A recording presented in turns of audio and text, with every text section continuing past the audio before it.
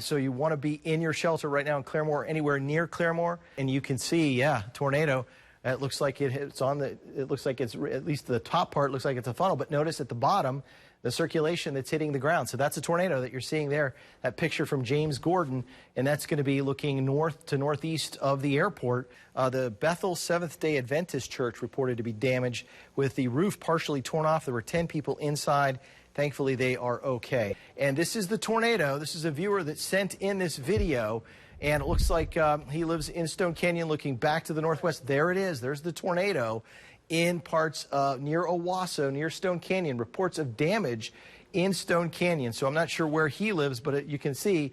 And then you can see how it just kind of picks up a little bit and then recycles, and it will likely touch back down. So this is some fantastic video for us to confirm exactly what we were seeing out there across the area tonight. And Derek's going to be somewhere in here, and he's looking up to the north, into the northeast. You can see all the lightning from our camera looking out to the east, so it's a very vivid storm at this time. All right, Derek, sounds like you. Can you tell us now what you're seeing, and who might be able to share some of the information that you're getting out there tonight? Brett, we're having to turn around. This tornado's crossing over right over the top of us on the Highway 20, so we're turning around. Hold on 1 second. Okay, that's all right. Be safe. Don't take any chances. You know that better than anybody. All right, so here's Highway 20, and Derek's going to turn around. So, you know, as an elite storm chaser, trained storm chaser, he knows that not to go into a situation where he could put himself in harm's way, so he's turning around. So we applaud him for that. So let's go to Darcy and find out what she has discovered. Darcy, wow, window blown out behind you, likely from what was a tornado out in that area. Yeah, guys, we're on right off of Road 1480. That's actually in Justice in Far East Rogers County, where you can see at least one home was destroyed. Wow, look at that. You can see the tornado touching down, the spin up. Remember, if it doesn't touch the ground, it's a funnel, but that is on the ground, and it is pulling that air up into the funnel, and also some dust probably being moved by the tornado as it's on the ground at that point. This was earlier this evening. This was north of Tulsa International Airport. 2 Works for You reporter Corey Duke. She is live here in Tulsa. Hey, Corey, what can you tell us tonight? Yeah, we're here at 46th and Peoria in North Tulsa, where a church has suffered extensive damage. The roof has been blown off from a reported tornado. I'm here with Pastor Phipps, who was actually here when it happened. What can you tell us? What did you hear whenever this was happening? We were in our prayer meeting, Bible study. We had just gathered for prayer. The news at 10 on 2 Works for You starts right now. A fierce and fast-moving storm catches Tulsans by surprise. Heavy rain, high winds, and hail. Arcing power lines, and a family's home destroyed. You're first thankful that your kids are okay. Tonight, families across Green Country in the dark and trying to clean up the mess left behind. Thank you for joining us tonight. I'm Karen Larson. I'm Brian Sanders. We are working for you with team coverage tonight as our reporters are out surveying the damage and talking to people about the moment the storm hit today. First, Chief Meteorologist Brett Anthony is tracking the chance of more storms. Brett? Hi, Brian. Hi, Karen. Good evening, everyone. Yeah, thunderstorms right now developing just out to our west. We'll show you those on Storm Shield radar here in just a second. First, though, let's watch what hit Porter earlier today.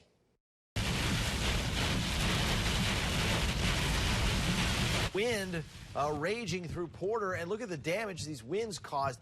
We think the winds might have hit 80 miles an hour in parts of Green Country today as the storm slammed in to parts of Muskogee County, and of course they canceled the first day of the Porter Peach Festival. They'll try to get back underway tomorrow at 4 p.m., but the vendors doing everything they can, including holding their tents down through this fierce storm. All right, let's go to Storm Shield radar now tonight.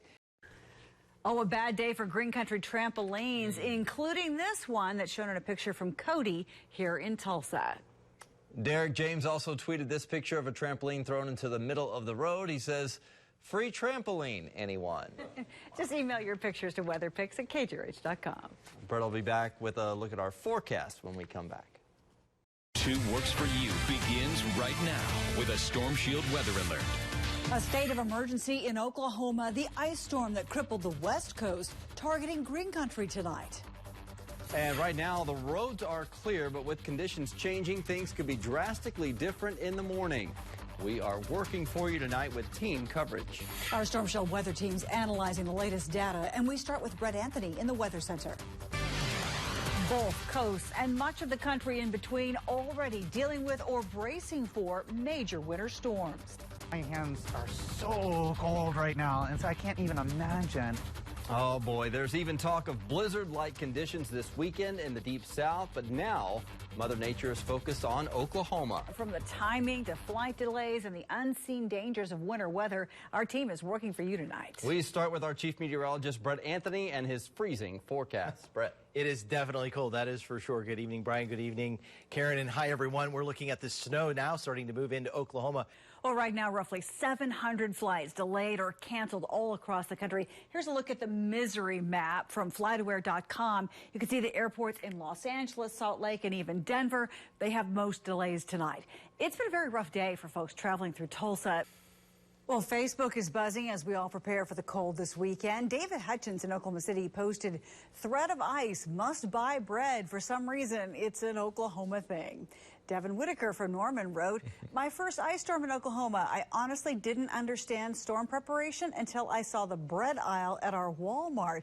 Clearly, I'm doing it wrong." Wow.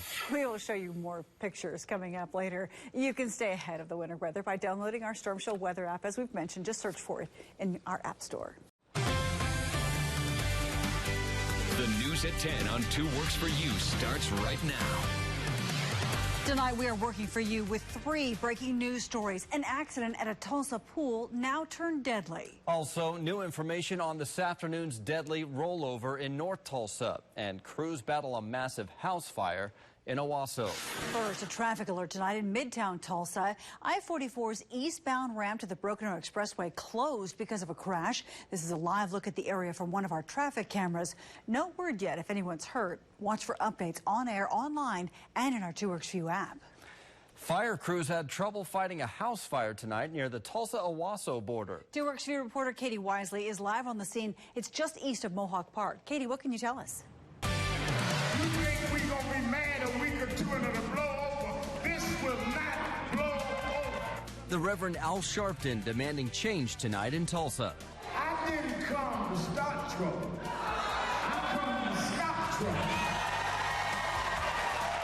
After an emotional march through downtown, Hands up, don't shoot. Hands up, don't shoot. his call for action against other police officers. And the new show of support for law enforcement. Good evening and thanks for joining us tonight. I'm Brian Sanders. And I'm Karen Larson. We are working for you with team coverage tonight. Our reporters, Katie Wisely and Brian Miller, are on both sides of the protest tonight. We start with Corey Duke live at the Oklahoma Jazz Hall of Fame, where Reverend Al Sharpton headlined the event. The news at 10 on 2 Works for You starts right now. Police ambushed in downtown Dallas. Shots fired, officer down. It's an assist officer. A sniper takes aim, killing 5 officers, injuring 7 others, plus 2 citizens. And they will receive the justice they deserve. Dallas police used their bomb squad robot to kill a gunman. Now, Texans and Americans look for justice and ways to heal. The Dallas attack is the deadliest against law enforcement since 9/11, and tonight we are learning more about the gunman's past. First, more on the officers who died. Their names just released. Officer Brent Thompson worked for the Dallas Area Rapid Transit. He is the first DART officer to be killed since that department formed. Lauren Aarons and Michael Smith, both Dallas police officers and fathers to young children, gunned down. Patrick Zamarapa and Michael Kroll also killed during last night's protest. Now, tonight we are working for you with team coverage. Corey Duke is in Dallas with the healing that's beginning there, while here in Tulsa, people march for unity. We start with reporter Katie Wisely in downtown Tulsa. Police say officers have been targeted in Tennessee, Georgia, and Missouri in the aftermath of this week's shootings. The attack in Tennessee happening just hours before the one in Dallas. Investigators say the attacker was frustrated by the recent killings by police. Today's attacks in Georgia and Missouri being described as ambush. In all, 4 officers injured. They are expected to survive. 39 Tulsa police officers have made the ultimate sacrifice in the line of duty. The most recent Tulsa police officer killed was Dick Hobson Jr. Officer Hobson died in June of '96 while chasing an armed robbery suspect. That suspect was waiting and ambushed the officer, who later died. News at 10 on 2 Works For You starts right now. Tonight, citizens show the depth of their caring, honoring the fallen. 5 men in blue killed while watching over protesters in Dallas. Another community torn apart. More hearts broken. The nation focuses on a crowded room, 5 chairs with police hats and folded flags, a sad tribute to those gunned down. They defended us, even to the end. Presidents offering comfort to the Dallas community and the nation. Thank you for joining us tonight. I'm Karen Larson. And I'm Brian Sanders, live tonight out in front of Dallas Police Headquarters. It is a heartbreaking and heartwarming scene here tonight. I'm going to step out of the way so you can see this memorial behind me where people have come to lay flowers and cards and balloons on top of 2 police cars out in front of the headquarters. People, dozens of people still at this hour here to pay their respects, standing side by side with police officers tonight. It is a very emotional scene. It has been all day. We're going to talk about the memorial service featuring President Obama coming up a little bit later on. Right now, we're coming to you with team coverage tonight after this day of healing. Leaders with Tulsa Public Schools are finding their own ways to cope with this tragedy, and protesters with Black Lives Matter are wanting their voices heard. So 2 Works For You reporter Corey Duke is live tonight with that march. Corey. Brian, a larger than expected turnout tonight for the Black Lives Matter group. Protesters claim police use unnecessary force when it comes to detaining people of color. In Thunder Friday morning. All right, well, that's our time. We're going to head back to Brian Sanders in Dallas. Thanks for being with us. One more look at the memorial here outside Dallas Police Headquarters tonight, where even at this hour, people continue to show an outpouring of support. It is inspirational, it is encouraging, but as you can see, it is something you never want to see. A lot of heavy hearts here tonight, and that is the range of emotions that communities like Dallas and across the country continue to deal with as they heal from recent acts of violence. In Dallas, Brian Sanders, 2 Works For You.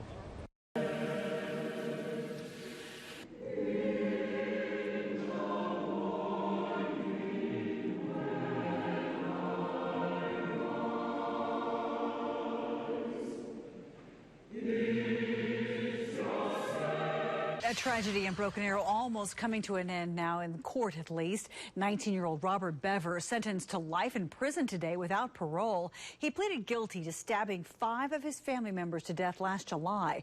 The Tulsa County DA says his decision to not seek the death penalty was based on the surviving siblings. Robert's younger brother, Michael, entered a not guilty plea for the killings. The 17-year-old will undergo a mental health evaluation next month. He's scheduled for trial in June. And now that one brother is sentenced, those who live in the neighborhood where the killings happened say they can finally start to move forward. 2 Works For You reporter Brian Miller is live in Broken Arrow with what neighbors would like to see happen to the Bever home. Brian? Well, as you can imagine, not much of a demand for a house where 5 people were stabbed. It was bought 9 years ago by David Bever for $245,000. Reporting live in Broken Arrow, Brian Miller, 2 Works For You. All right, thanks, Brian. We've been following the Bever case for more than a year now. From when the brothers were arrested to the news, they created a killing plan, and we've put together an interactive timeline on our website, kjrh.com. of the events leading up to today's developments. You can also view that timeline on our 2 Works For You app. 2 Works For You begins right now with breaking news. A former OU football player, now a Southwest Airlines employee, shot and killed at Will Rogers World Airport this afternoon. It happened in the parking garage where police say the gunman waited for his victim. 2 Works For You reporter Katie Wisely is at the airport now. The incident shut down the airport for hours. We're told various airlines are helping those who were either on a diverted flight or trying to get their flight rescheduled with accommodations. Reporting live in Oklahoma City, Katie Wisely, 2 Works For You. Thank you, Katie. Oklahoma Senator James Lankford posting to Twitter shortly after news of the shooting broke. He tweeted in part, "My prayers are with the family and co-workers." As we go in depth, for many, today's shooting brought back memories of incidents at other airports, most recently at Dallas Love Field, where a police officer shot at a man involved in a domestic dispute just outside of the baggage area. That man was charged with assault and aggravated assault on a public servant. And there have been many scares at major airports across the U.S. Back in August, A report of a shooting at LAX sent panicked travelers sprinting through terminals. Police searched the airport and found no evidence of a shooting. That same month, though, 2 people reported hearing what they thought were shots fired at JFK Airport in New York City. Police went floor to floor to ensure the airport was safe. Now, all of these scares leading up to the busy holiday travel season. Some of you may be feeling a little wary about traveling. Well, travel safety experts suggest you get past security quickly. There's no need to sit around the baggage area. Choose your travel time wisely. Avoid traveling at peak times when the check-in and security check lines will be longer. And finally, join those pre-screening services that are offered by the TSA. While the line might look a little longer, experts say it's actually far shorter than general screening. And as the holiday travel rush quickly approaches, stay with 2 Works for You on air and online. We put together resources for you on how to have a safe trip on KJRH.com. 2 Works for You begins right now with breaking news. And we begin tonight with 2 separate tragedies involving children. In Tulsa, a child is in critical condition after a violent home invasion. And in Muskogee, an investigation after an infant was found dead in a car. 2 Works for You reporter Brian Miller is following that story for us tonight. And Brian, what have you learned? The news at 6 on 2 Works for You starts right now. This was an endorsement that really meant a lot. Presidential candidates Donald Trump and Marco Rubio, both in Oklahoma. This after Trump's endorsement today and last night's fierce debate. I will never give up fighting to make sure that the conservative movement and the party of Reagan is not taken over by liberal communism. Rubio hits hard in the days before Super Tuesday in our exclusive interview. Thank you for joining us tonight. I'm Carol Morrison. I'm Brian Sanders. We are working for you with team coverage tonight. Joe Hinkie is following the Rubio campaign. He's at the Bricktown Event Center. And just 1 block away, Stephen Romo checks in from the convention center, where Donald Trump is holding a rally right now. Stephen? Yeah, Brian and Karen, we're also getting to hear some Billy Joel right now, so excuse me if I have to yell a little bit. TPD says they don't know who the clown is, but they're taking the threat very seriously. And it's not just in Tulsa. Here's a map. Law enforcement across Oklahoma is being alerted to clown sightings. Chickasha police spent time investigating the claim of a man dressed as a clown near an empty house. Moore, Edmond, other public school districts have also addressed concerns about clowns. Authorities say the clown threat phenomenon is costing them resources and could end up causing unfounded panic. 2 Works for You begins right now with a Storm Shield weather alert. Red across the radar. Hurricane Matthew intensifying tonight, just hours before it's expected to make landfall over Florida. And here at home, the severe weather that we've been warning you about all week. Tonight, it's developing across green country. Our chief meteorologist, Brett Anthony, analyzing those threats for us. Brett? Hi, Karen. Yeah, we're right now live in Pawhuska with our elite storm chaser, Denton. West Palm Beach and Fort Pierce. We'll see if it can just hug the coastline and not make landfall tonight. At least let's hope for that. Absolutely. And Hurricane Matthew now barreling toward Florida, as we were just seeing. That storm killing people in 3 Caribbean countries. President Obama already declaring a state of emergency in Florida and South Carolina, where 2 million people in Matthew's path are being told to get out of the way. This is the largest mandatory evacuation since Superstorm Sandy 4 years ago. We sent 2 Works for You reporter Darcy Jackson to cover the hurricane, too. She checks in tonight from Vero Beach with the conditions that she's seeing firsthand. We're here in Vero Beach, where the outer bands of Hurricane Matthew are starting to come into town. We're about an hour north of West Palm Beach. So we are going to actually take cover with the Vero Beach police and ride the storm out with them.